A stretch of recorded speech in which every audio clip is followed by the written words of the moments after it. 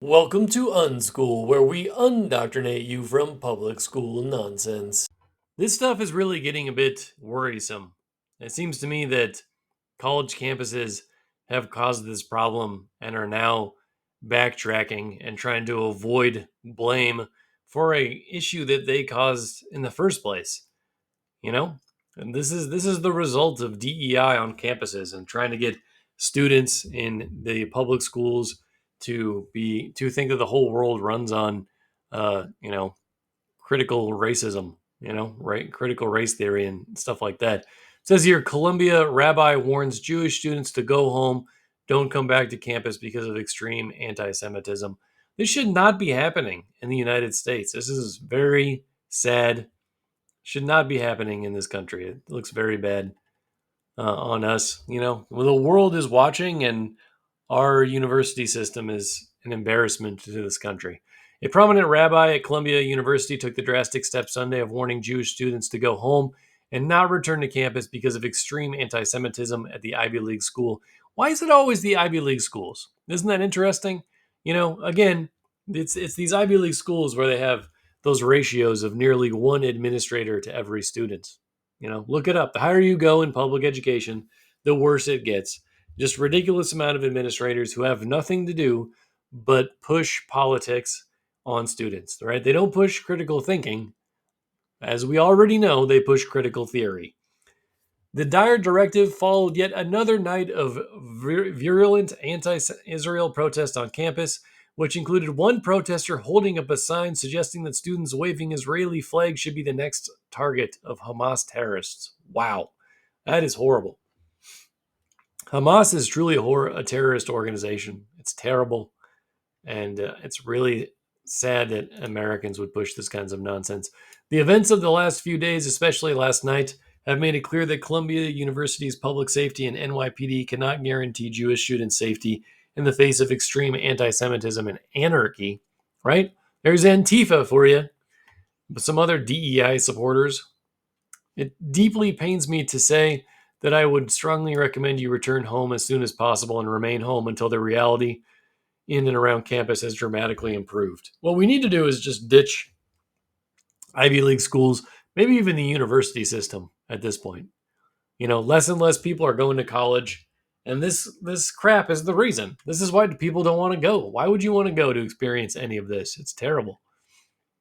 It's not our job as Jews to ensure our own safety on campus. That's true. He said, no one should have to endure this level of hatred, let alone at school, and let alone in an American school. That's not supposed to happen. We have 6 million Jewish folks in this country, and then we should be protecting them. Jewish students who showed up on campus Saturday night to protest anti Semitism at the prestigious university carried Israeli flags and sang One Day, a song of peace by reggae singer, rapper Meta Sehu. I'm sure I didn't say that right. Only to be promptly attacked by hate speech and threatened with calls to violence.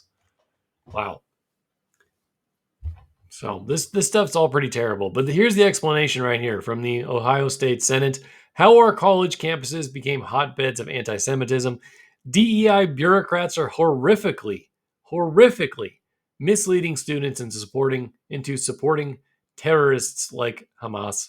While most Americans grieve and reel in horror after the brutal massacre of Israelis, a shocking number of students and faculty on our college campuses are cheering on Hamas while oppressing, alienating, and verbally assaulting Jewish students.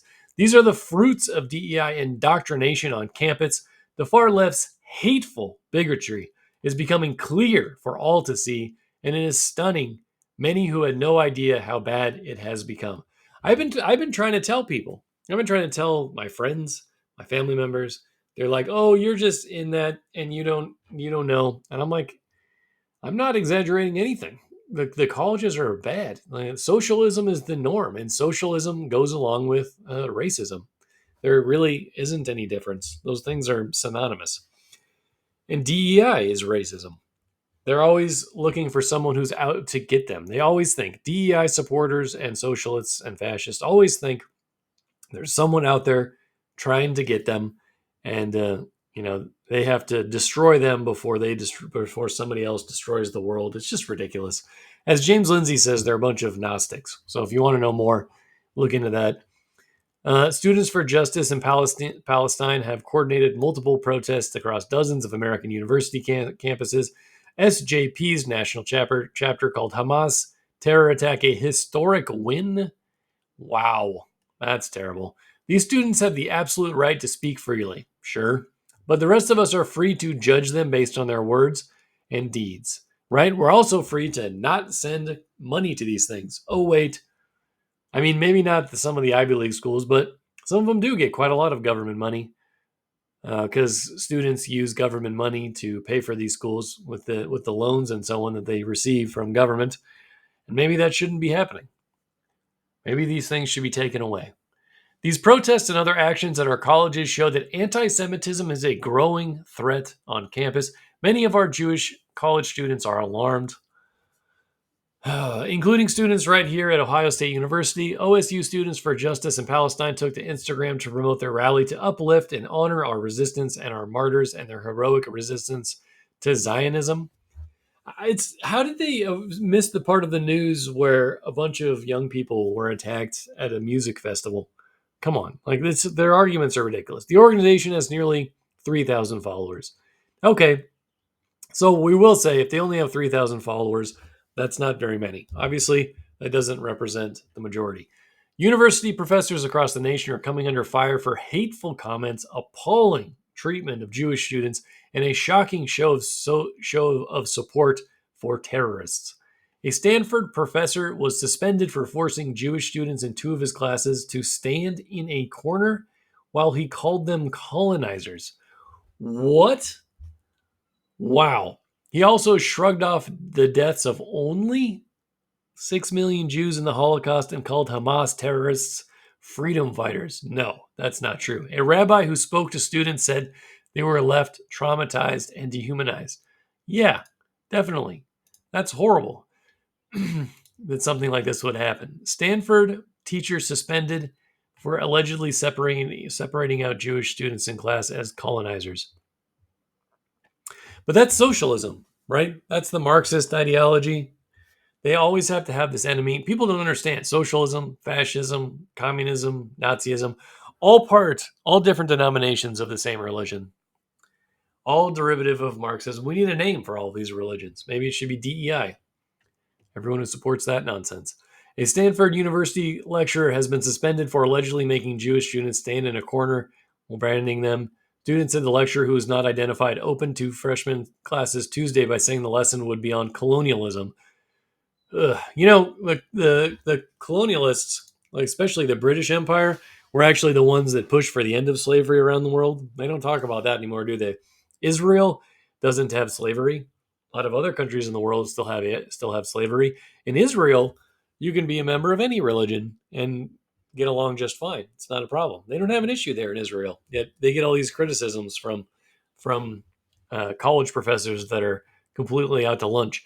A Columbia professor called the Hamas massacre of Israel and American citizens on October 7th awesome. Oh my God. And a stunning victory. Professor Joseph Massad faced calls for his resignation back in 2004 after accusations that he antagonized Jewish and Israeli students in the classroom.